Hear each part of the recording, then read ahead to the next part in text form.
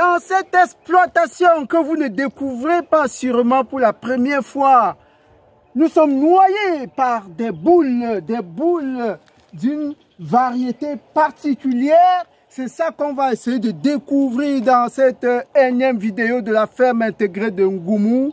Nous allons découvrir ensemble ce qui se cache dans ces boules-là. C'est des milliers et des milliers et des milliers qui s'étendent à perte de vue. Tous ces ballons-là s'étendent sur plus de 4 hectares. Et on va découvrir de quoi il est question. C'est tout de suite après le jingle.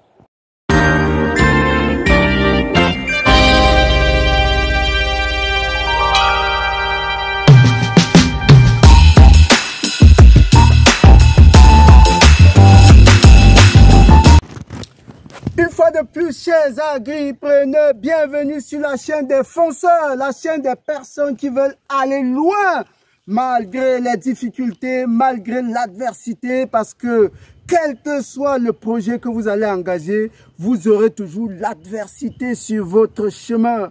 C'est ce mindset-là qu'il faut forger. Aller au-devant de l'adversité, quelle qu'elle soit. Voilà. Aujourd'hui, nous avons une vidéo particulière de découverte. Elle va être subdivisée en deux grandes parties, deux principales parties. Dans la première partie, nous allons vous présenter de quoi il est question, c'est quel projet que nous avons ici. Et dans la seconde partie, nous allons donc découvrir ce qui se cache dans ces boules-là, qui sont des boules particulières que certains voient pour la première fois. Certains nous ont dit que nous avons posté un média récemment dans lequel nous avons demandé aux gens, à nos abonnés, à nos milliers d'abonnés de deviner de quoi il était question. Certains ont parlé de pastèque, d'autres ont parlé de pistache, d'autres de courge, d'autres de melon. Il s'agit de quoi? On va le découvrir à la deuxième partie. Pour le moment, nous attaquons d'abord la première partie qui est la présentation globale du projet dans lequel nous nous trouvons. Mais avant la première partie, si vous découvrez cette chaîne pour la première fois, moi c'est Roméo Lado, agripreneur, apiculteur, coach, motivateur. Nous apportons dans nos différentes vidéos hebdomadaires des astuces, des techniques, des stratégies, des conseils, des méthodes pour vous amener à vous forger un mindset de gagneur et d'aller dans l'agro-pastoral avec beaucoup plus d'assurance. Et voilà, c'est quoi ce qu'on a dans ce projet-là? Nous sommes ici à Kribi, dans le sud Cameroun, département de l'Océan. Non loin, à quelques encablures de la plage, n'est-ce pas, il y a les champs. Et c'est là où nous sommes en train justement de mettre en place cette exploitation variée. Il s'agit de cultures associées de près de 4 hectares. Et voilà, il s'agit de quoi? Quelle culture on a ici? On a des arbres fruitiers, c'est un verger mixte. On a pratiquement 6 tu vois, une dizaine d'arbres fruitiers associés. Venez par exemple, ici par exemple, on a un citronnier qui est pour le moment très menacé par la mouche mineuse. Hein. C'est ces mouches-là qui essaient de tracer des routes sur les feuilles, etc. Il faut prendre le problème à bras le corps pour sauver ces citronniers-là. On a des citronniers. On a des mandariniers, ah oui, la mandarinier hollandaise, si vous en avez entendu parler, il y en a ici. Vous voyez ces mesures de protection qu'on a mis sur pied pour les sécuriser. Oui, venez voir ici ces jolis mandariniers qui s'épanouit derrière cette forteresse-là. Ça, c'est un mandarinier qui, d'ici 3 années, va vous donner déjà de très jolies fleurs. Et en plus des mandariniers, on a des goyaviers, on a des avocatiers greffés, on a également des manguiers. Voilà, ça s'étend jusqu'au bout, à près de 200 mètres de l'autre côté. Ça, c'est les premières choses. Le verger. Les premières choses, c'est dans le plan fruitier. Deuxième élément qu'on a dans ce chantier, dans ce vaste projet, c'est les pifs. Vous connaissez bien la technique du pif. Plants issus des fragments de tiges. C'est des plants qui ont été mis en place il y a à peu près 2 mois. Ils auraient dû déjà avoir 1 mètre de hauteur, mais la violence de du changement climatique, avec la sécheresse qu'on a eu ici, a amené beaucoup de tort, beaucoup de retard. Et c'est maintenant, vous pouvez voir que ces pifs-là sont en train de prendre de l'envol. Vous voyez comment ils grossissent déjà, ils prennent de la taille, ils prennent de l'ampleur.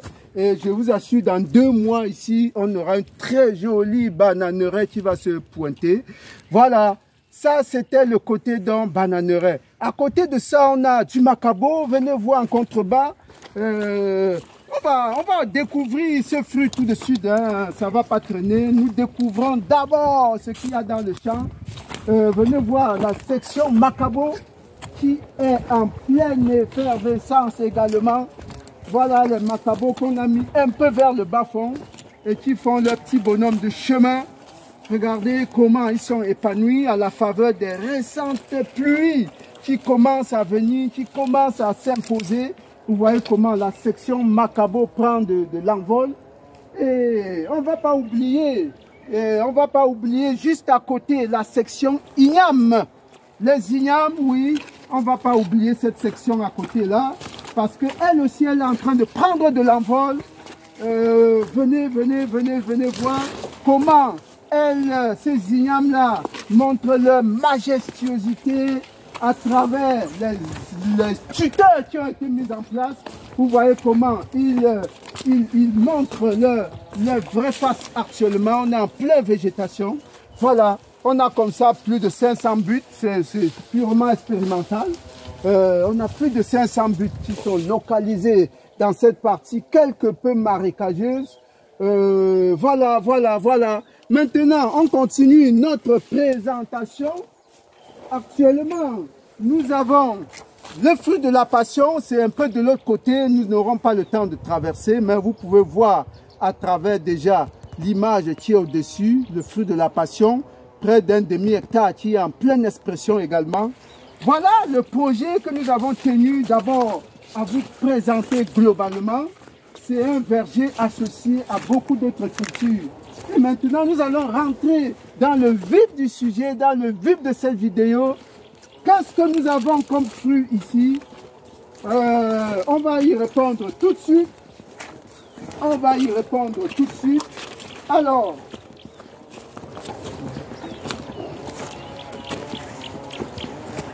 la réponse, la voici. Au début du projet, pour pouvoir occuper le sol, pour pouvoir créer un tapis végétal de manière à protéger le sol des agressions de la météo, nous avons pensé à une culture de couverture.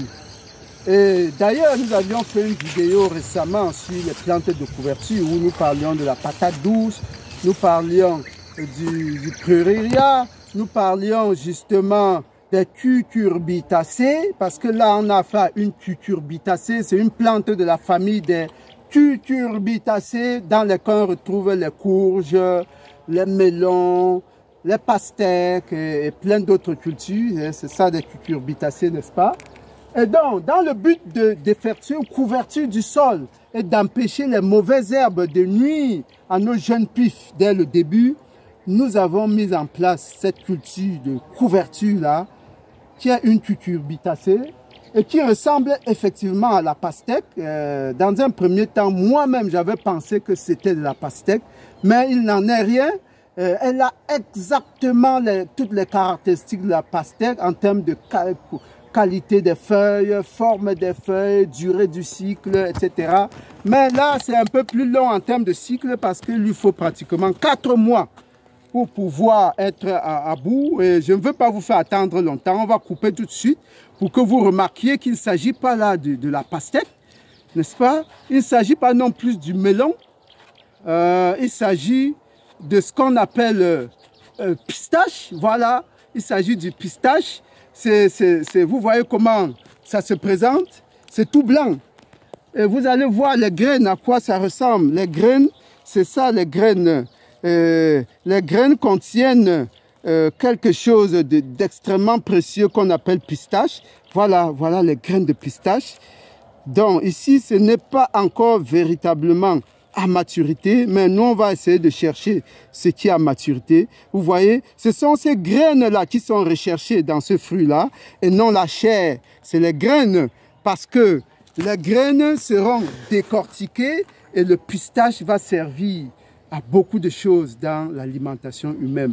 Les vertus du pistache sont énormissimes. Faites une petite fouille dans Google. Ça gère beaucoup les problèmes de prostate. Hein. Les dames, vous le savez très bien. Ça gère beaucoup de problèmes de prostate. Les mets de pistache sont très prisés en Afrique et particulièrement au Cameroun.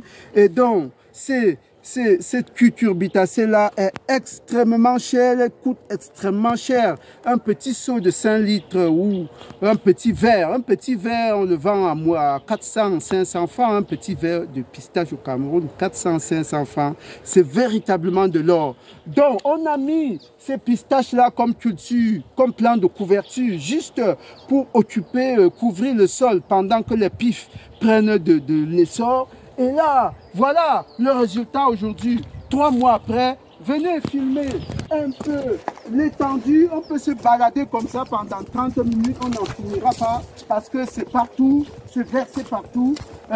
Vous pouvez voir toutes ces boules-là qui seront bien entendu récoltées d'ici quelques jours parce que le procédé c'est de laisser pourrir sur place. On laisse pourrir et par la suite, donc, on va enlever tout ce qui est à l'intérieur là et laver, nettoyer pour ressortir ces précieuses graines là qu'on appelle tout simplement pistache.